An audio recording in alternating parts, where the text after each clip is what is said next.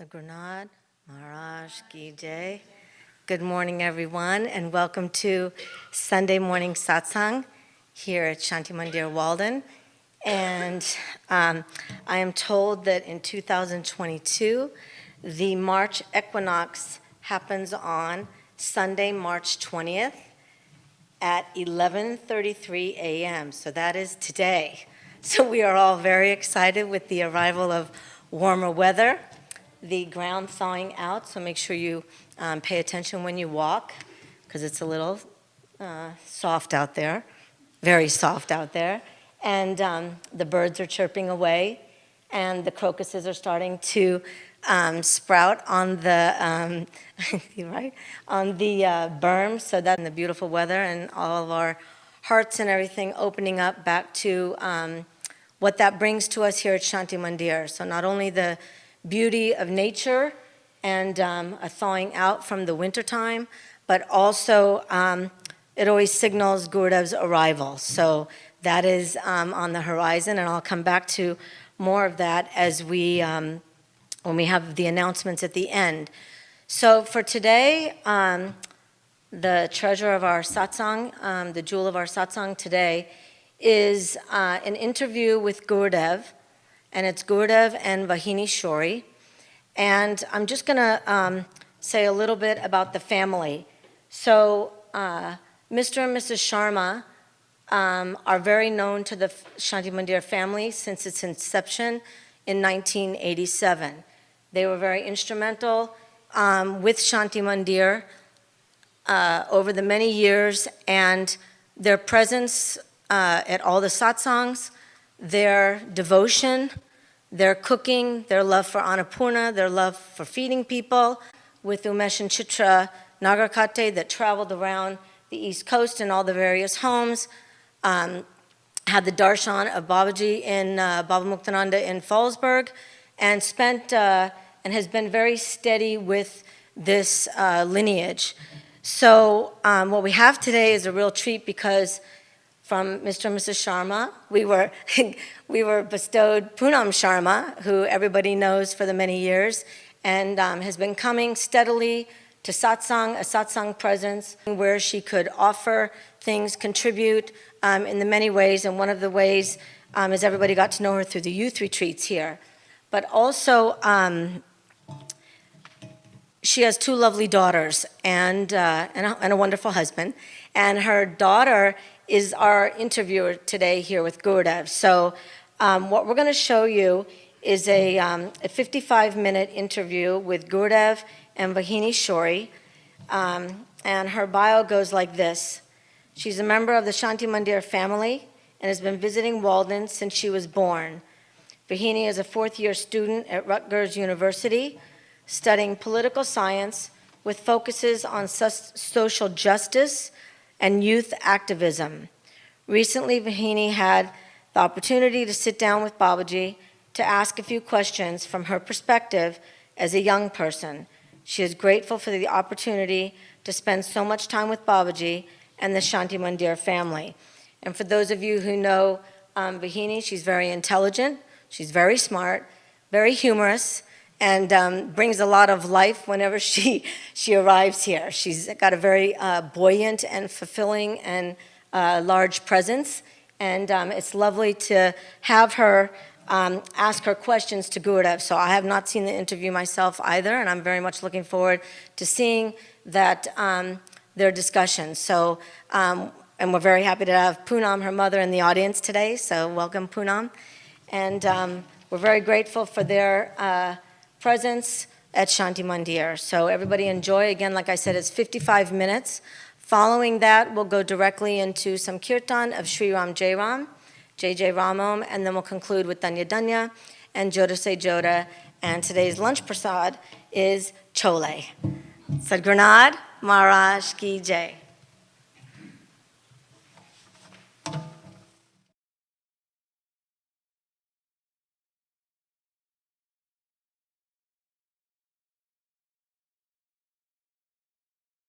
Hello, thank you for sitting down with me and having this conversation. I am really excited to speak on behalf of the youth and have this conversation from a young person's perspective. Interesting. So the first question I have for you, you and I share a very unique experience.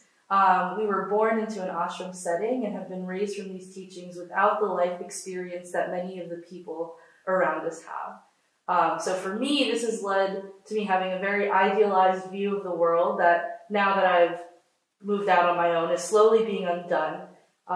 As a young person, how did you navigate this, and what advice could you share with us? I think, yes, we are fortunate that we are born into this because we believe in the philosophy of karma, of reincarnation. And so we believe that we have done this in the past, in a previous lifetime or lifetimes. And therefore, we are born to such parents who belong to a path, a tradition, a lineage. And so we can continue our spiritual practice, our growth. Yes, you are right that when you grow up in the ashram and that philosophy and teachings, you have one side of the world or one view of the world. And then when you become an adult, so to say, and are now navigating the world supposedly on your own, you are in for rude shocks because you don't have the protection of your parents, of your grandparents, of your family. And also people feel now you're an adult and therefore able to handle the world as it is or as it should be. Grow up, as they say in the US. It's time to grow up. I have been of the belief in the last few years that people could be nicer, that we are all very different individuals. And it was not so bad for me as it probably is for you today, because I grew up for the first almost 16 years in India. And then after that, began to travel with Baba Muktananda from the year 1978 to 1982. I traveled and lived with him with 1,000 people as family. Of course, I didn't know every one of them, and not every one of them possibly knew me, but I felt like I was inside a cocoon. Baba was the main person who was a part of my life till I was 20. And I would say that we have to continue to be good. And that a person is not, quote, patient asks a doctor, what is the remedy? The doctor says, give love. And then the patient says, what if it doesn't work? The doctor says, double the love, double the dose. So I think of that often because, yes, sometimes you want to punch somebody or say something, but I think the self-control in that moment to just pause. So I tell people, take a breath. I will be 60 next year, so I think I'm a bit more mature and wiser now than I was in my 20s. So I look at life much differently today. And so when you talk to me today, my advice or thought process will be very different than when I was your age in my 20s and 30s. So I tell people life is like that. You have 0 to 20, and then 20 to maybe 40, and then 40 on is when you possibly become mature, wiser, not smart, but you just reflect upon things and you think about how you could have done things differently, how you could have been different. So main thing I would say is be good. It doesn't hurt. Because if you are mean or cruel or not nice, who hurts the most is you. That's how I feel. And so I keep telling myself, it's okay. Baba Muktananda had a mantra, this too shall pass.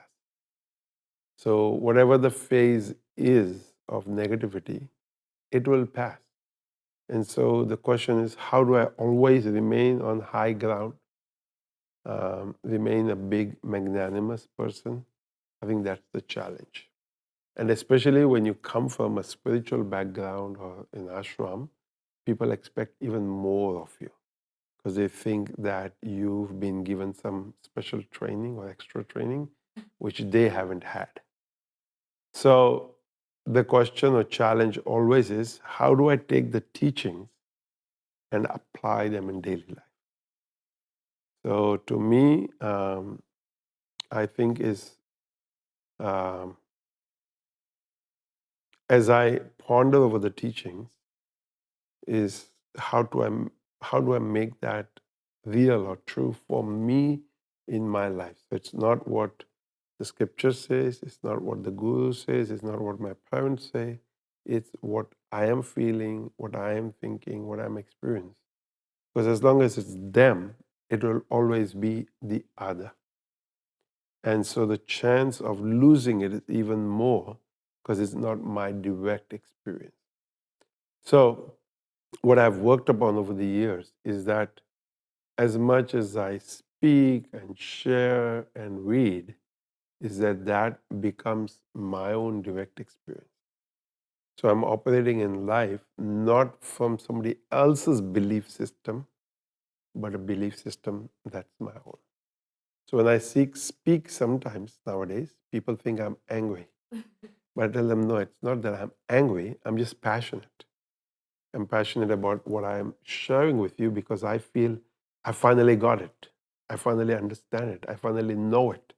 And so there's an urgency maybe within me because I'm getting closer to old age and moving away from being, a child, being a teenager, being a youth, and joining the seniors in the next few years. So when you realize that, then you think to yourself, oh, what can I tell my young friends that they should know that I should have known? So that's the play in my mind. I guess one follow-up question I have is being good and that commitment to being magnanimous sometimes can be seen as naive or it's a little underappreciated outside and it's seen to be childish or you don't know how do you balance that conviction to being good and the balance of not being walked all over, seen as someone that will continue to roll over? I think in answer to this, Baba Muktananda would share a story that a saint is going through a village and the people of that village go to the saint and say there's a snake or a cobra in our village and he's always biting people. So the saint tells the cobra, don't bite the people. So he agrees. And we are taught that when a saint tells you, it's got its own power. So the snake or the cobra stops biting, and so the people start hitting him with stones and sticks. So when the saint comes through the next time, this time the cobra goes to him and says, look at me, what happened? And the saint looks at him, he said, I told you not to bite, but I never told you not to hiss. So I think of this story, and I think, okay, I won't bite, but doesn't mean that I have to become vulnerable or just say, okay, beat me up. No. Stand up for yourself. Be strong. Believe in yourself. The scriptures talk about Atma Bala, your own inner power. So I think you operate from that space of inner strength. You don't have to be mean because somebody is mean, or all of those things. But it doesn't mean you have to be weak. And I think that's possibly the problem we have in our society today, that good people think that, to be good, you have to be weak. But I think to be good doesn't mean you have to be, you can still be clear, you can still be outspoken, you can still be, like I said, passionate, you can still express yourself, you can still, I think the challenge for us is to say no. Yes. Because we think, oh, I have to be good, and so in being good, sometimes so much of your time is taken up, so many of your things are taken away. I was reading somewhere, like somebody came and said, can I borrow your charger? And they looked at their own phone was at 20%. Of course, they need to charge. But they thought, oh, no, I should be good and let them have it, So they said, well, sometimes you have to think, if I'm at 20%, I need the charger. You can tell them, okay, you know what? Yes, in an hour, let me charge my phone first. But because they are stronger in their opinion or whatever, and because we are nicer, and so I think the challenge always is how to be firm, but not mean. So that's So people will try to walk over, and I think people will try to walk over whether you're nice or not nice. We see that on the freeway when people are driving cars, So sometimes you just have to let go and just say, you know what, it doesn't matter. But sometimes I think, yes, you have to be strong, you have to be firm, you have to be clear, and still be nice. Thank you. The next question I have, so during this time of our youth, our late teens, early 20s and such, we're being faced with really large choices for the first time that can feel really critical. Can you think of a time between the ages of 18 and maybe until 30 that you made a big decision that may have felt like the wrong choice at the time? And what would you say to yourself knowing what you know now? Well, I feel fortunate that I was with Baba Muktananda till 20. And then I brought a picture because I knew you'd ask a teenager question.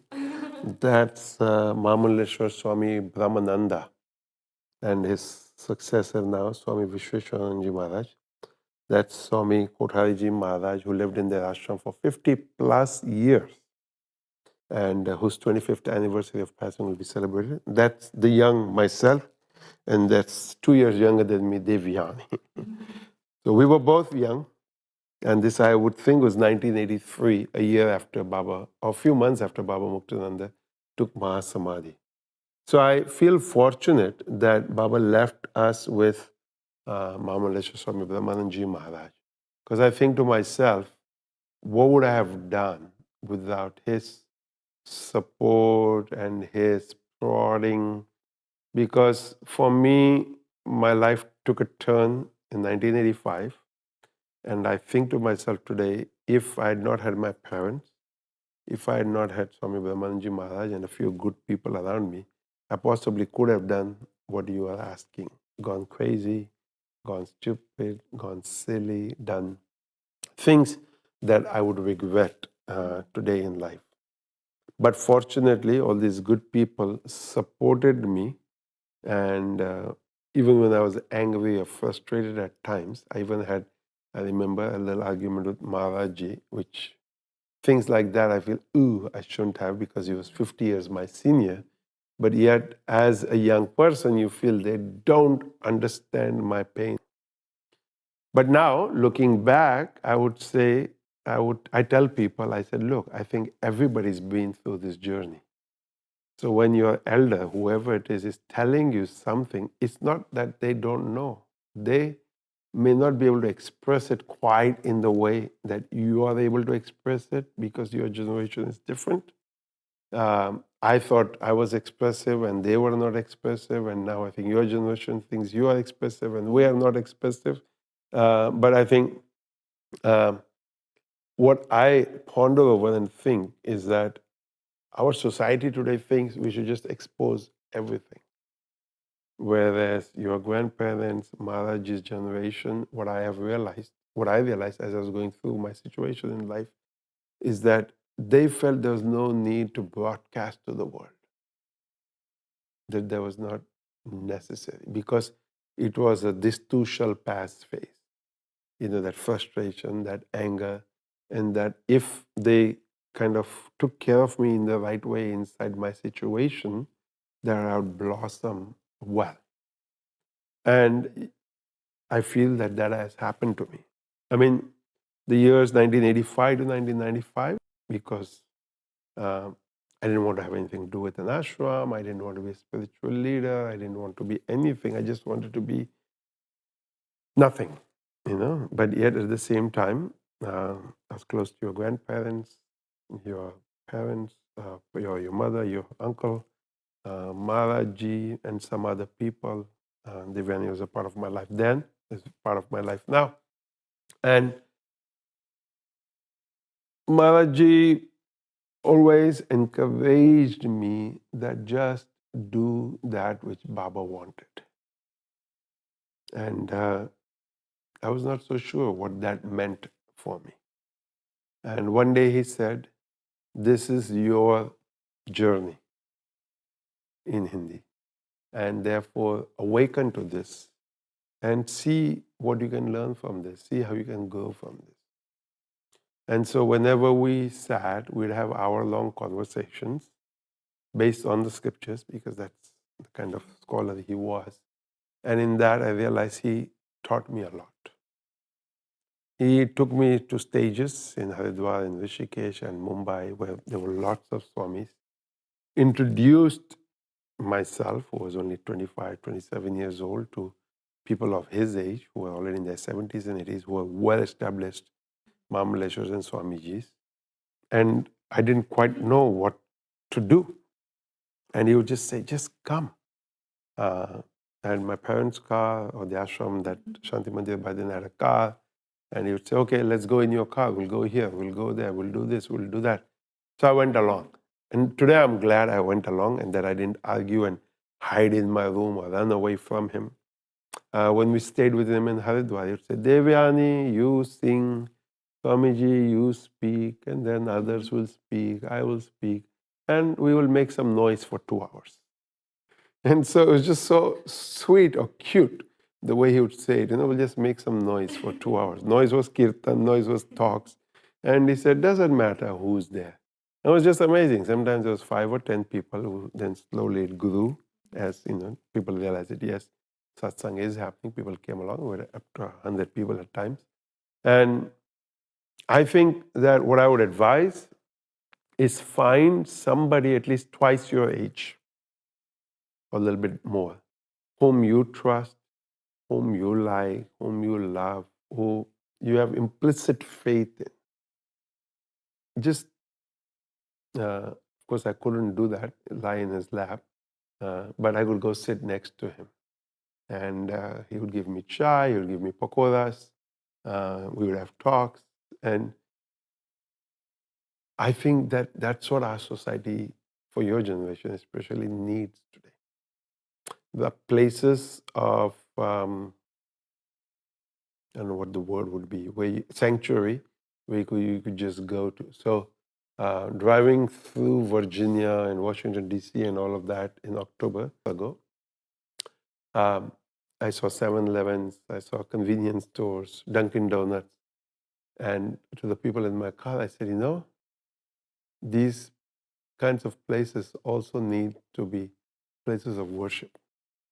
Not necessarily an ashram or anything, but a place of repose, a place where you could just go in, sit, maybe talk to who you think is God, or whoever you feel like you want to talk to energetically. Just maybe, sometimes do nothing. And that's how I felt being with Maharaji in those years. We would just go sit. Like my parents almost 10 minutes from him. So I'd go in the morning sometimes at 8:30. My mother would make some breakfast. We'd take it there. We'd sit with him. He would offer us chai. We'd offer him breakfast. Other devotees of his would come in with whatever they had made. So we'd all share. And then sometimes I would leave around 11. Sometimes he would say, no, stay and have lunch. So we'd have lunch. And then after lunch, he would say, okay, now you can go. And then if there's a special satsang or a program in the evening, he would say, okay, come back at this time and we'll have satsang, whether it was at his ashram or somewhere else that we wanted to go. Sometimes we traveled together on the bus that we had, and he said, okay, we'll go here, we'll go there. And I think it was soothing. And so I think when you are soothed in that way, I think you don't do stupid things. And I feel that young people who commit suicide, or young people who find themselves in depression and all of those. And I think to myself, I could have gone to any or many of those places. But the loving compassion, I had trust. And I love them. They love me back. So there was all of that mutual emotion. So I think parents, grandparents, elders whom you believe in, and some people of your own age, I think trust in that way.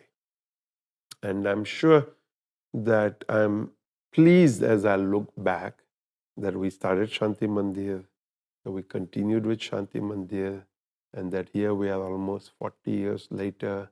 We have 4 ashrams. We have a Sanskrit Vidyalaya at Shanti Mandir Magod. We have an English Sanskrit medium Pathshala school in Magod. We have an Ayurvedic clinic. We have Hastakala for women, and so much else happening here at Shanti Mandir Walden. We have Shanti Mandir Kankal, Shanti Mandir Ganeshpuri. Then I sit back and I look and I think, okay, the blessings of all these elders worked, that they are not here with me physically now, but yet from wherever they are looking and they're going, oh, our efforts bore fruit. It didn't go to waste. And so to me, when I work with young people or people, I feel I have to give back just like I got. And I tell myself, patience and acceptance. I think these are two qualities as a human being we need to have. Why we get irked is because the patience is not there. And then the mind gets all, whatever. Tell people as in retrospect. In that time, yes, I was in the storm being churned and thrown about and I wanted to do many things. But these were stable, solid factors in my life. And I'm not sure I believed in everything they said, but yet inside myself, I knew they were right in what they said. And so I would tell the youth, from again, like I said, from 20 to 40, make sure you always have somewhere to go. An elder will just welcome you and you can just hang out with them while they cook, maybe help them clean their house, wash laundry, clean the car. And I also want to say that it's not always that somebody will actually sit you down and say, okay, we're going to have a conversation. Because I think then all our guards are up. But if you're just having pakora and chai, for example, and so in that moment to have a casual conversation without actually bringing up the details of the matter, because details of the matter is where things can get tricky. So I think just a broad, general, using other examples or using stories, and I think that's how I find that I was saved. And so fortunately, I don't look back and regret. I mean, I wish that those 10 years, something could have been done by me, or that my situation couldn't or shouldn't have happened, but I can't undo that. It's what it is. So who I am today is maybe the outcome of that. And as Maharaji said, that was my journey that I went through. And when I was appointed as Mahamandaleshwar in 95, I wasn't sure if the sadhus would even accept me.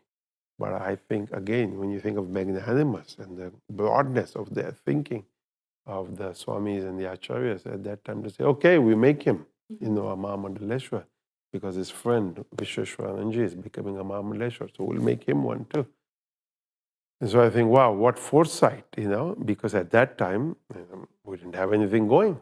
But once they appointed the Mahamandaleshwar and felt this responsibility, this duty that I must live up to the society of sadhus. And so we have ashrams, we have a school, we have all this that we are doing. We have regular satsang, we have all these different types of programs and kirtans and all of that. So I would say, the Bhaja Govindam says, Tarunas tavat taruni rakta, that when you are young, your blood is hot. And so in that hot blood, I think we make stupid decisions or silly decisions. So we need the calmness of the elder who's been through a situation similar to yours or close to yours, and who can just say, let the iron cool down, Don't strike while the iron is hot in this situation. Just let the iron cool down. And once it cools down, you'll be like, okay. So I am glad I lived with my parents. I lived with Maharaji.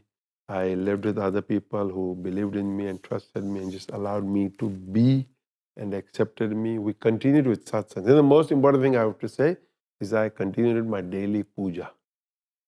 No matter how angry I was with the God, no matter how angry I was with the Guru, I said, okay, I'm not going to give up.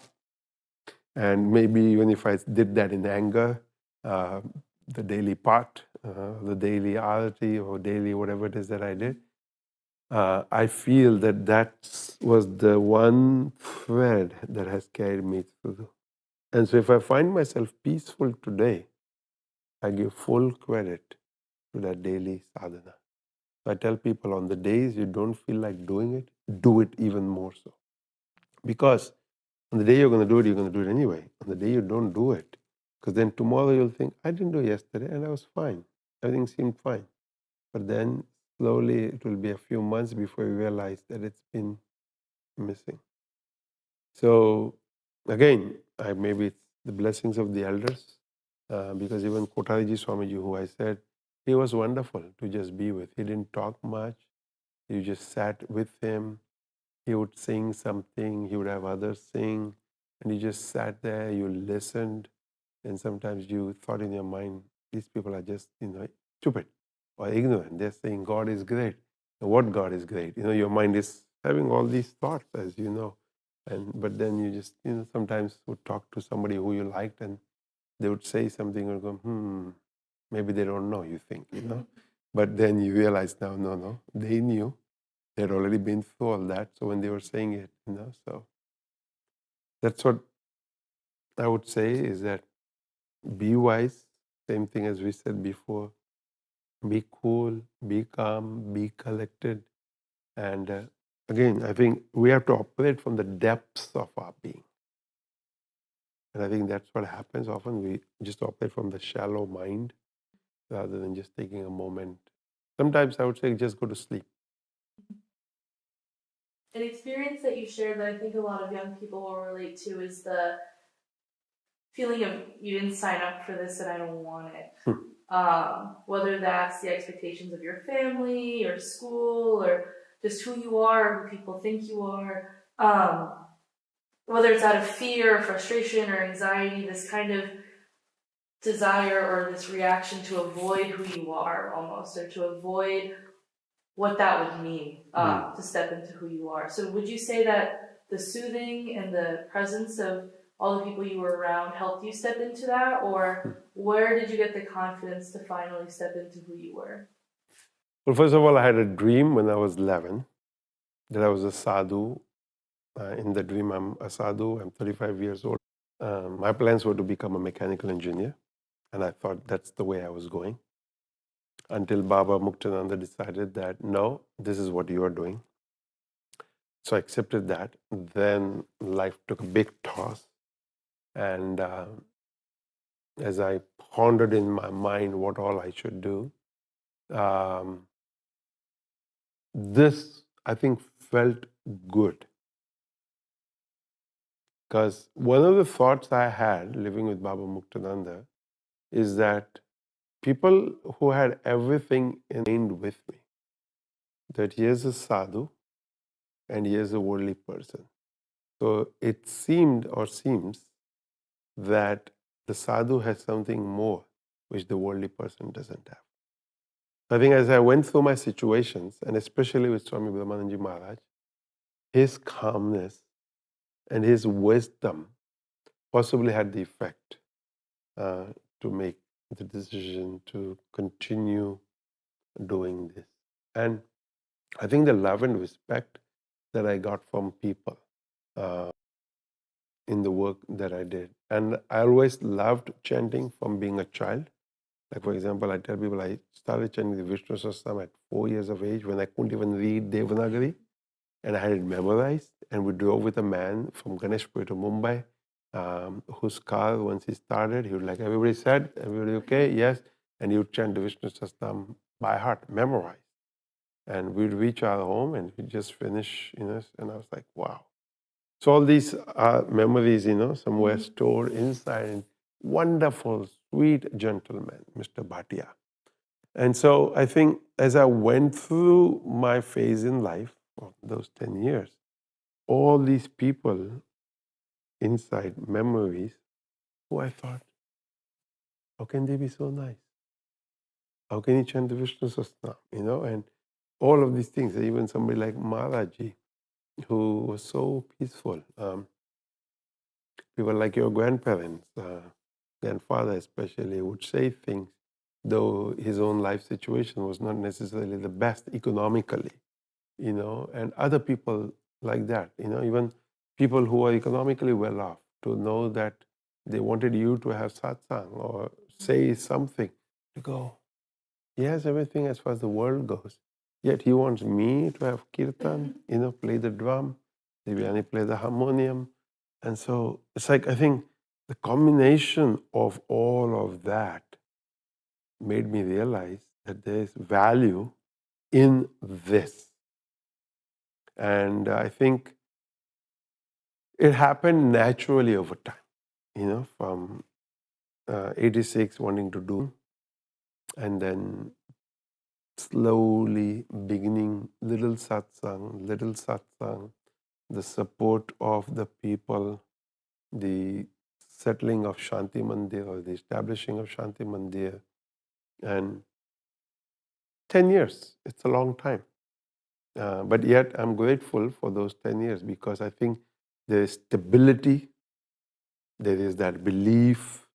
So I would tell young people, don't get excited by the negativity in your life, or by the wrong things happening in your life. They are, if we want to say, the outcome of karma, of what you have done. And so in the midst of all of that turmoil, if you can find a stability, and that's what I think I found unknown to myself, and that continues with me even today. And therefore, like I said before, find some elder whom you can hold on to, whom you can call, who will be benevolent, who will be graceful, who will say, Beta, chalega, it's okay. This, and just sometimes you feel frustrated because you think they're not advising you, they're not saying something, but they know in that moment you're not ready for the advice, you're not ready for the counsel, that you just need to be calm down. And then when you're calm, then they give you listen, and off you go. So something we have said several times, young people are known to be hot-blooded or loud or excited. And so usually we're lauded for the convictions that we hold and our vigor and our energy and this excitement. But adults also, I think I've heard this so often, that this is something that will lose with age, that will grow tired, that will understand the world differently.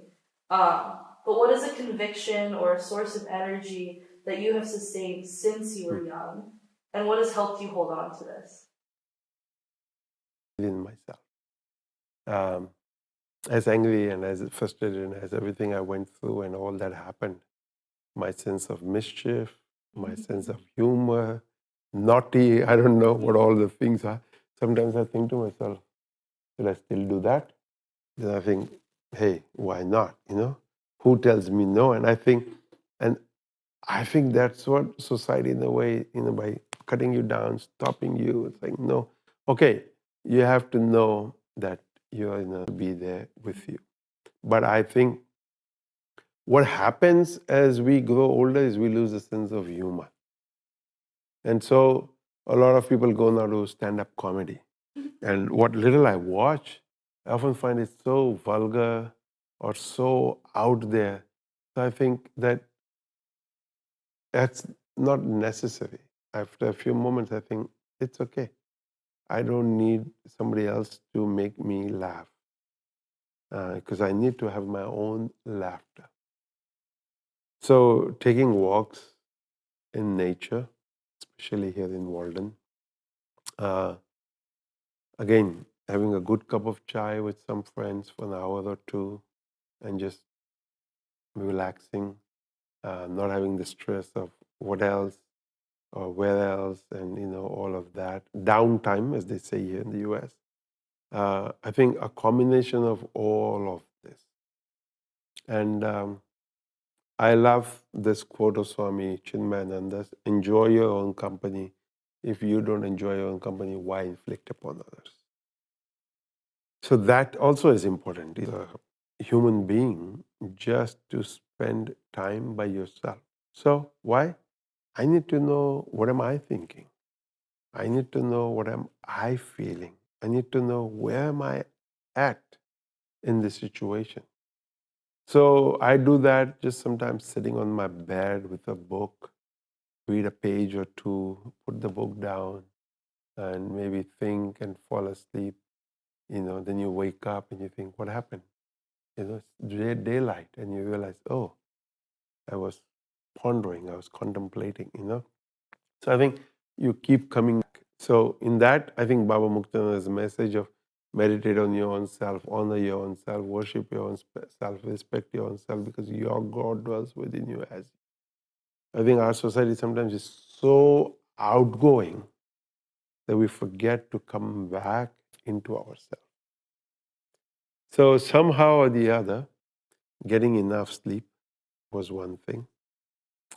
Second, maintaining the humor, maintaining the mischief, finding friends that appreciated you for that, and not being overly silly or overly, I'm sure we've done that too, but then realizing that no, you need to, rein yourself in and have some control. Hanging out with children, I think it's helpful also, because they keep that child in you alive. And I think most importantly, not to take yourself so serious. Because I think we get so uptight. So, so it's like, it has to be my way, it has to be this way. And then you realize over time, it's okay. That way too. It may not be the perfect way, because my way is the perfect way, but I'll accept it, So you learn all these things, and I think you go along with it. And so I think not to get frustrated, not to get upset, not to get worked up, and all of these things, because most Indians my age have blood pressure and sugar, or some form of sickness. I'm grateful to God, thankful to the Guru, and for whatever right that I'm doing, that I don't have these things. And I pray that I remain like this till the end of my life, that the next 15, 20 years of my life, I can do a lot. I can share with young people and create enough young people who can be wonderful leaders of this world. Because I think that education is important, and along with education, the knowledge, wisdom of the spiritual path, and to realize that there's nothing wrong to believe in a divinity, because otherwise, who are we? What are we? I was born, I will die. So if I am actually everything, then why can't I tell myself, you know what, I don't want to die yet. I'm going to live another 10 years, another 5 years, another 25 years. But no, when whatever decides I will die, I will die. Whatever decides that tree is going to fall down in the storm today, that tree is going to fall down in the storm. So there is a greater power that makes the sun rise, that makes the eclipse happen, that makes the moon rise, the moon set, the full moon, the new moon, the wind, the rain, the this, the that. So when you can accept all of that, and in your own life also realize that there is this divine power. So I think a combination of all of this is what is needed. So many of our texts in the scriptures usually tend to describe things in absolute Bodhi in chapter 12, or the three kinds of faith in chapter 17, where there's a scale based on the three gunas. We're also encouraged to transcend sensory pleasures and our attachments to material or worldly experiences. But as young people in our 20s and 30s, we're in a phase of life that's focused on material success and worldly commitments, whether it's jobs or families or whatever is going to come next. How do you advise balancing the things that make us human, these commitments and feelings and such, while also embodying that ground us? We had an intensive here a month or two ago where we talked about the 12th chapter and all of the qualities that were in there. And my thrust was that you live your life as a human while maintaining these qualities, as a balance. What our modern society has done today, I think, is taken it to the extreme. I tell people, our scriptures don't tell us not to have pleasure. They tell us to enjoy, but not to be attached. So if today I enjoyed the food that was made because it was what I liked, then tomorrow I will have to eat that which is your favorite, but not necessarily mine. Because that's how family works. That's how life works. That I love the sun, but somebody else loves the rain. So you have to accept that each day will be different. So how I take the scriptures as is a user manual. And so what you said, Shraddha, Taya, Vibhaga, that the three types of faith, we have sometimes had months of satsang on this. How I can rise from tama, which is inertia, the lowest or the darkest, to rajas, which is full of activity, but slowly to come to sattva, which is pure. I'm still doing, but there is a purity in my action, a purity in who I am. And that's what our scriptures are actually leading you to not be lost in the darkness, not just be going around and around, but action which has a purpose. And so, we have, let's say, 100 years of life, of which the scriptures say 25 is gone in sleeping, 25 is gone in youth, 25 is gone in sickness. So only left is 25. That's if we even live 100 years. So the only useful years you have is 25. So that 25, use it wisely. Enjoy, have fun, do all the things that you think you want to do, but at the same time, be a benefit. I mean, we see, youth today doing silly things that are not beneficial, that are not uplifting. So we who are from the ashram or from the path of truth or spirituality, however we call ourselves as, have to think of, okay, how can we help our fellow teenagers, our fellow youth, not get lost in smoking, not get lost in drinking? For us, we're satisfied with what we do. So I'm not driven to go to a nightclub or to a bar or to the wrong places to find pleasure, to think, maza aa gaya, It was so much fun. I think it's so much fun here in what we do. Getting up early in the morning. We have Hatha Yoga at 5:15, 5:30 in the morning. Magod, we have Hatha Yoga at 5 o'clock. The students are rolling in with their eyes like, oh my God, But by 6:15, 6:30, when you've done and the sun is rising, it's like you feel like, wow, I achieved something, I think here Admiral McRaven some years ago gave a little talk on which he said, make your bed.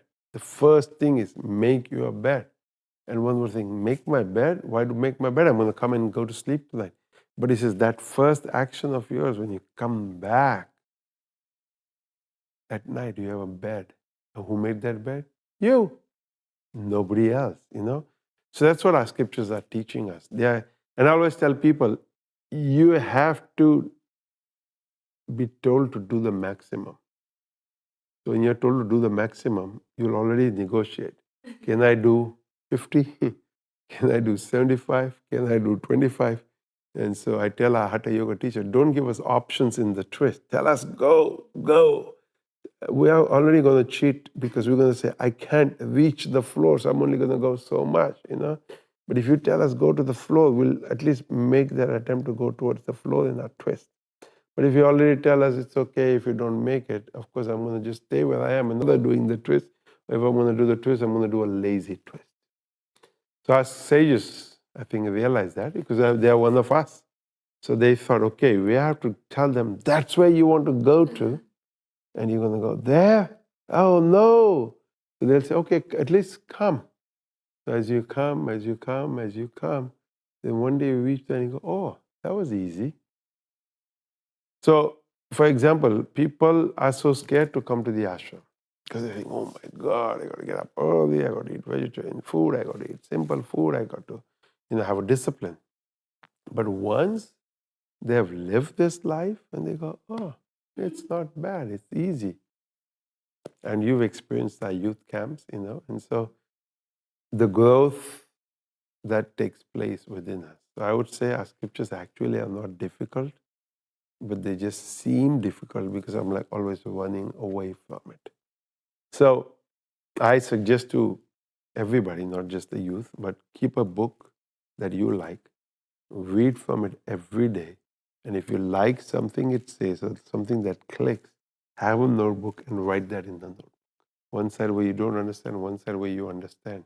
And that which you don't understand, sometimes when you go a few years later, you go, this makes sense. You can transfer it from there to here or write the answer to your own question. It's just that day or that time or that situation in life, I was not able to understand that particular teaching. Whereas today, some years later, I'm a bit more mature, a bit wiser. And that seems so simple. So don't get scared. Last question. Today, in conversations of healing, psychological, emotional, even physical healing, there's a concept of an inner child. As young people, we're not so far removed from that true and authentic being within us.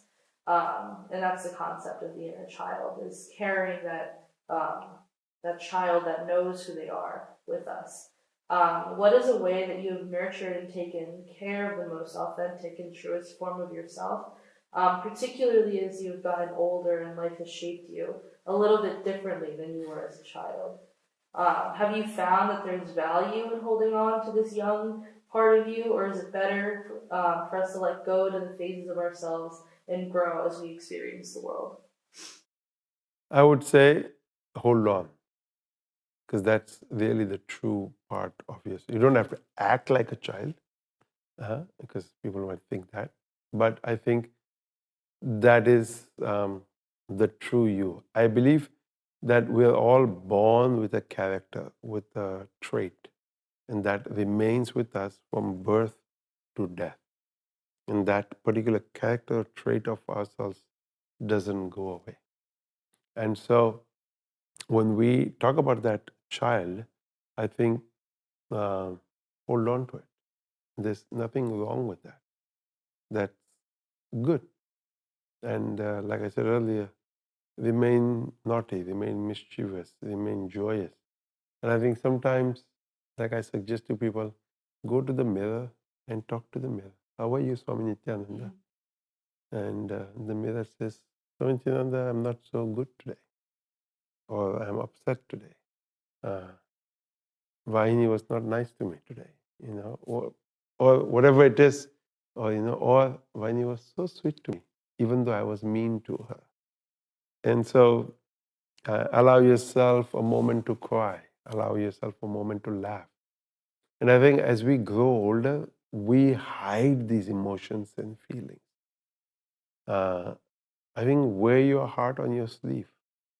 The world may not always like it, but somewhere I think they believe in you because they know that you are who you are at face value, that you don't know how to hide, you don't know how to lie.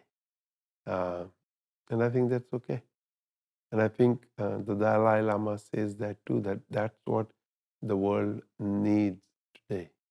Not more like, educated and that kind of personality, but people who are able to love, people who are able to laugh, people who are able to dance. We have here an enrichment program at Shanti Mandir Walden. Young children who come, and I walked through the forest, and somebody pointed out to me that with the help of the adults, I'm sure, they built this beautiful teepee kind of a thing with sticks, which they covered with leaves. And because some adult must have helped them, it's a strong thing that they have built, which I'm sure will survive the snow and the winter. And it's big enough that an adult could go and just cuddle up in there, and there's a fireplace outside. And I think what happens as we grow up, we think, oh my God, how silly I was to build that, or to do that. But I think it's not really silly. I think it's wonderful. So how would we maintain that? I think keep in touch with nature, go hiking, uh, go to the ocean, hang out with genuine friends, good human beings, and realize that it's okay. That you don't have to put on this facade. I'm like a grown-up person now. And why there is laughter amongst friends is because we don't have any veils or masks up or facades up. We're just being who I am. And over the years, I've realized, to me, satsang, I try to make it that way. That it's not just being a serious, but sharing from the depths of my own being, of how I have understood the 12th chapter, of how I have understood the Bhagavad Gita or the Upanishads or the other scriptures that we study, and how I have taken that sutra or shloka and applied it to a situation in life, and how it has worked for me, and what benefits have I derived. So I would say keep that alive and don't become jaded or dull or oh my God, don't like. And I think that's again what we do to ourselves. We think, no, I'm a grown up, I have to behave like a grown up.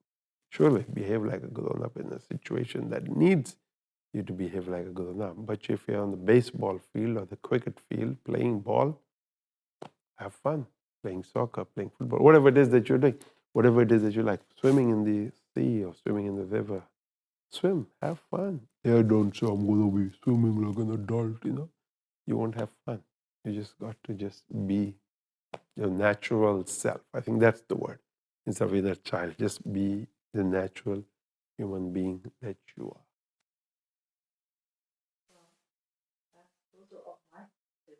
But thank you so much for sitting and talking to the youth and answering these questions for us. Thank you.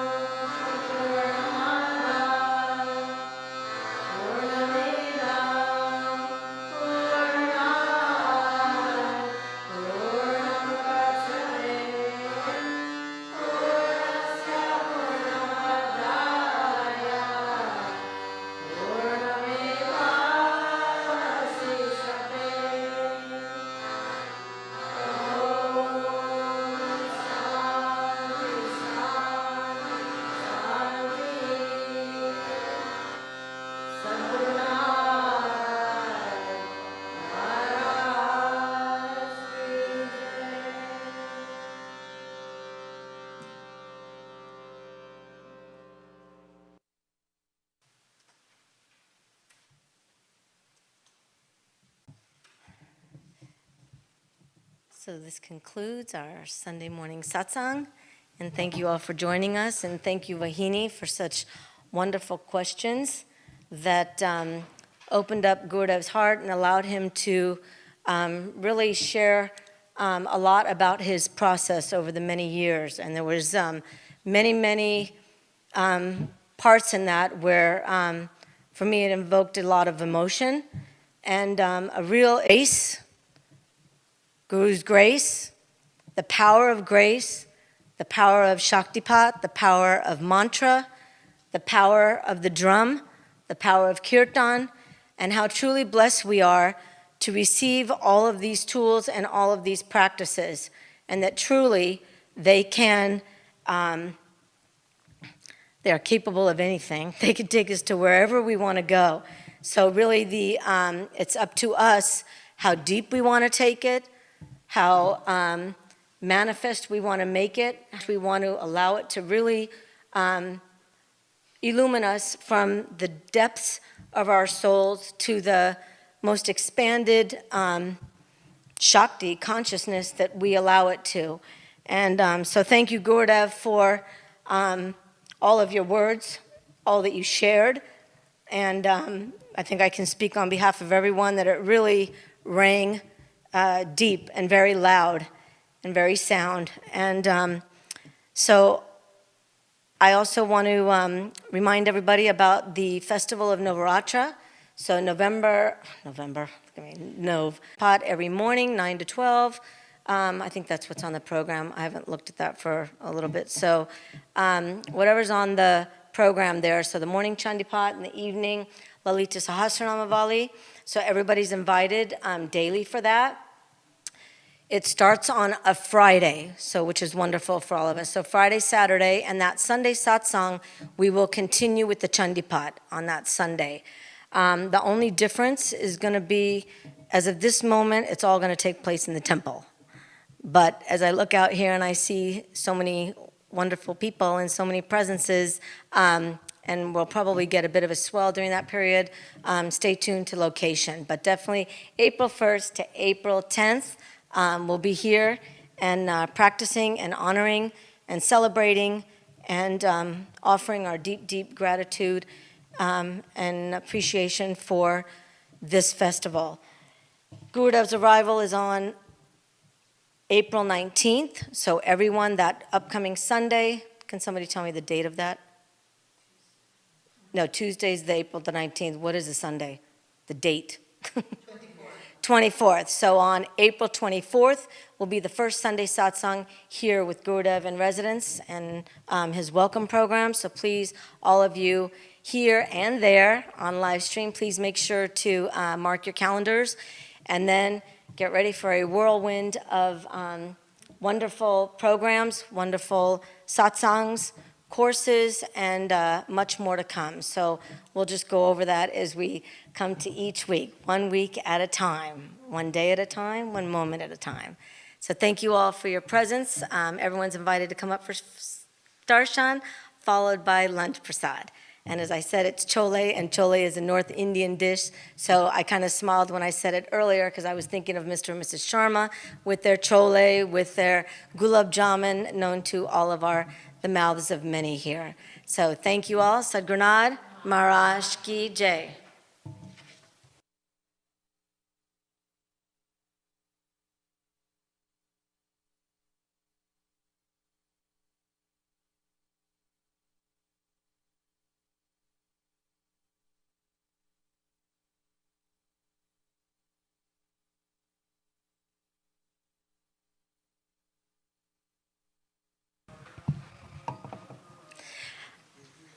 Everyone, I have 2 more announcements that I want to make. One is, let's see, so one is starting on Monday. We are back to our Root to Rise morning yoga. So that's for all of the residents here. So that's 5:45 a.m. But when I think of our Root to Rise, that was somewhere where we left off during Gurudev's visit. So we're integrating that back in again with Paula Moss. So everybody, even if you're here in the community, if you want to join us, 5:45 a.m.